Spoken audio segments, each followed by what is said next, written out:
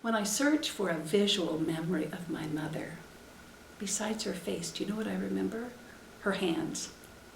Quilting, gardening, mending, canning, her long, beautiful fingers purple with grape juice, writing, her small, precise, delicate handwriting. Mother had beautiful hands that did artistic things. She could draw. I think she may have, from what Don told me, she may have taught art along with American English. He said she did in Pleasant Grove. And Mother could draw well. When she worked at the elementary school in the library, she would tell stories for story time, and if there wasn't an appropriate illustration, she'd draw one. And she did, and they were wonderful, and she wasn't real confident about it, but she could have been. I remember her drawing like little flowers on birthday cards, and I loved her handwriting. It was so intricate. I loved her handwriting. It was very small, but beautiful and meticulous. And she could take one little piece of paper and write paragraphs on it because she wrote so small. It's exactly perfect to what the handwriting was taught in those days. I mean, she hardly ever made a mistake. In fact, I have this. She has meticulously copied my mother's recipe for gingerbread. And my mother had cookie cutters that were like this, and so she's drawn them. And that's exactly how the cookie cutters are. I remember them as a child. She just was so detailed. And these were just notes. She was very artistic. She was an artist. She never labeled herself an artist. I never thought of her as an artist, but she was an artist. She was an artist with flowers. She was an artist with cake decorating. She had a really steady hand, which amazes me when I think how carefully she did her cake decorating. She loved it, and she did a really good job of it. She made lovely quilts. I remember often quilting frames that were set up in the living room. And then she did beautiful work. She knit, she crocheted, she did the cut work lace where you take the tiny fine stitches around and then cut out the inside. So hers were just so beautiful. You'd think that maybe a machine had done them because the stitches were so tiny and so even. And she did embroidery and needlepoint. I don't know, it's about if you think of something that you could do with your hands, she did it. So, and it was all really just exquisite. You just think, oh, so much work into that, and all beautifully even and really remarkable. She was an excellent seamstress and made many of our clothes. When I went to Switzerland as an exchange student, she sewed my entire wardrobe, and she let me pick the styles and fabrics. Mother was a consummate homemaker. She kept the house clean and orderly, vacuuming and dusting at regular intervals and doing the spring cleaning. I remember her putting the rugs out over the clothesline and beating them.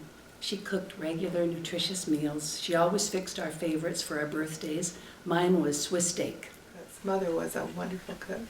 She didn't really think she was, but she was a wonderful cook. And healthy. We ate wonderfully healthy meals. She got a little nervous when she'd fix meals for company because she wanted everything to be perfect. I think she didn't see herself as an excellent cook, but she was. She bottled peaches and pears and applesauce and grape juice. Not only were they delicious and helped us get through the winter, but they were works of art. They could have won blue ribbons at the county fair. Her kitchen was impeccably organized. Yeah, this was when she was in her 80s, and she really was not using her kitchen much anymore, and she was very worried about the things in the kitchen that needed to be cleaned out.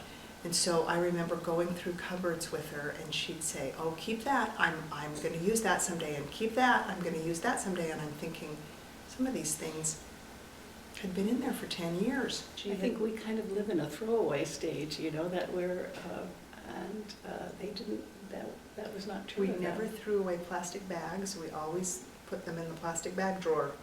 And I would stuff them in, and she would carefully fold them. I think she would take Dad's shirts and turn the collars inside out So the worn place would be, and she would take the sheets. Am I right in that? That's my memory. She would take the sheets, and if they wore out, then she'd turn them. We didn't have fitted sheets then, or at least early on. So she would reverse them so the top then wasn't worn.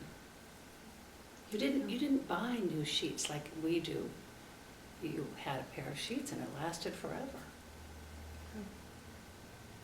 She would put edging around the blanket. She would sew a protective piece of fabric around the top of the blanket, so the top of the blanket wouldn't wear out. When I would cut something out, I'd spread out the fabric and look at the instructions and cut it out. She would spread out the fabric, put down the pattern, move it around, move it around, move it around. Well, I think I could save 3 inches of fabric if I moved it around again. She would, until she had put it in the place that would save the most fabric and use the least fabric to cut, and then she'd cut it from her. John teases me all the time because I turn the toothpaste tube, or I cut the top off and get every last drop, or lotion, cut the top off and make sure I get all of it, every drop. Well, that's what she did. She was very careful. She didn't throw out anything that Right. might have That any might have some use. practical use. She had a little bag of string that was in the drawer, and I said to her once, these are just little pieces of string. And she said, yeah, that's the bag I keep all the string that's too small to use. 'Cause someday I'll use it for something. And it's probably true. She probably would have. Yeah. Grandma was very organized. She was very frugal. She was very economical. But Grandma was very warm and loving. Mother loved books, and one of her favorite things was to share book reports or lessons. She taught the literature lessons in Relief Society for many years, and I remember her studying and sharing a lot with that or with the book group. She was in the part of a book group in Idaho Falls, and occasionally through the years was part of one.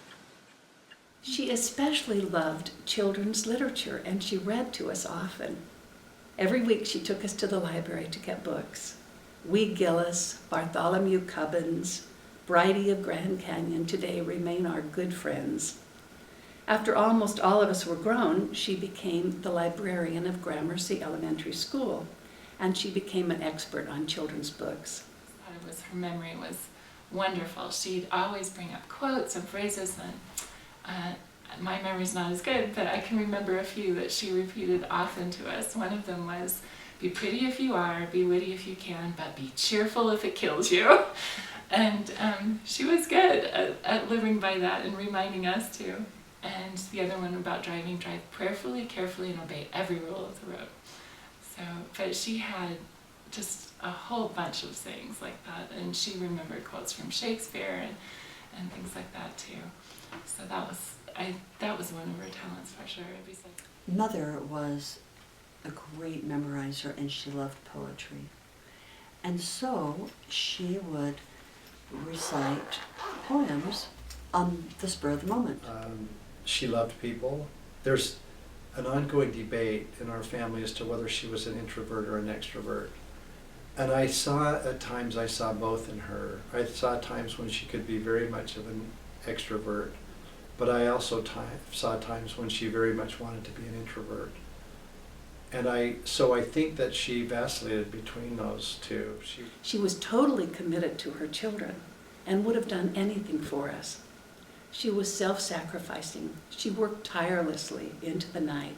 I always say 50-11 for when it was kind of an When it was infant too number. many. It was 50-11. Yeah. So we made this book of 50-11 Reasons We Love You, Mom. So if you go through it, it just is listed all of the things that we remember about her. Yeah. Yeah, it has some real good memories. See, I have here, you rubbed my legs when I was, you rubbed my legs when I had growing pains. That was you. Yeah, You had wrote that. yeah.